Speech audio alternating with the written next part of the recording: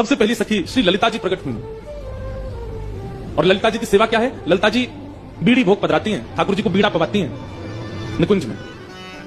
श्याम सुंदर को और सुख देने का विचार हुआ, तब दूसरी सखी प्रकट हुई। कौन? श्री विशाखा जी। और विशाखा जी की सेवा क्या है? ठाकुर जी को वस्त्र धारण कराना, अलंकार धारण कराना, इसकी सेवा श्री विशाखा जी की है। और विचार किया, तब किशोरी जी के चित्त से तीसरी सखी प्रकट हुई, श्री चित्रा जी। ये ठाकुर जी को माला धारण कराते, जैसे हम मंच पर बैठते हैं तो गुरु जी आते हैं, महाराज जी आते हैं, माला पहनाते हैं सिर पे धार, ऐसी श्यामा श्याम जैसी निकुंज में अपने आसन पर विराजमान होते हैं, तो उनको वस्त्र आवरण अलंकार धराने की सेवा जो है ये चित्रा जी की। ये चित्रण करती हैं कि आज निकुंज में श्यामा श्याम ऐसे दिखने चाहिए, तो वैसे वस्त्र, वैसे आभूषण, वैसी माला, उसका चिंतन करके लाती हैं और श्री ठाकुर जी को धारण कराते हैं। और भी कई सेवाएं हैं इनकी। तो पहली सखी कौन? श्री ललिता जी, दूसरी विशाखा जी, तीसरी चित्रा जी, चौथी सखी है इंदुलेखा। ठाकुर जी की चौथी सखी श्री इंदुलेखा जी। और इंदुलेखा जी की सेवा क्या है? कि ठाकुर जी की भोजन सामग्री सिद्ध करते हैं।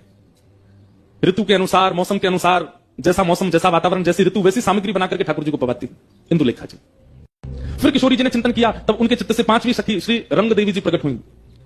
और रंग देवी जी की सेवा क्या है? प्रिया प्रियतम दोनों जब सेज पर विराजमान हो जाते हैं, तब उनकी सुंदर पत्रावली बनाना। आज ऐसे पत्रावली बनेगी, आज मयूर बनेंगे गाल पर, आज सुंदर सुंदर ऐसे गोल गोल कुंड जैसे बनेंगे, आज ऐसे केसर के चंदन आएंगे, आज शीतकाल ज्यादा है तो केसर का चंदन नहीं लगेगा, आज ठाकुर जी को अन्य सामग्री, मतलब रूप के श्रृंगार की सेवा श्री रंग देवी जी की है। छठवीं सखी है श्री तुंग विद्या जी। और तुंग विद्या जी की सेवा क्या है?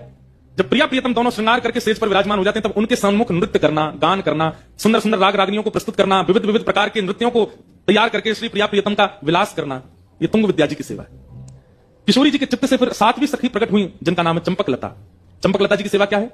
चवड़ उड़ाना, ग्रीष्म ऋतु में पंखा करना। ये सिंहासन के पीछे खड़ी रहती है, वहां खड़े खड़े श्री प्रिया प्रियतम को केवल पंखा जलती रहती है, चवड़ उड़ाती रहती है, उनके सुख का विचार करती हैं। ऋतु के अनुसार जो होना, अब जैसे सर्दी आ जाती है तो सर्दी में क्या करती हैं? सिगड़ी सिद्ध करके लाएंगी, कोयला जला करके सिगड़ी करके फिर वो सामने रखेंगी, मतलब उनके अंग को अनुकूल वातावरण प्रदान करना, ये इनकी सेवा है।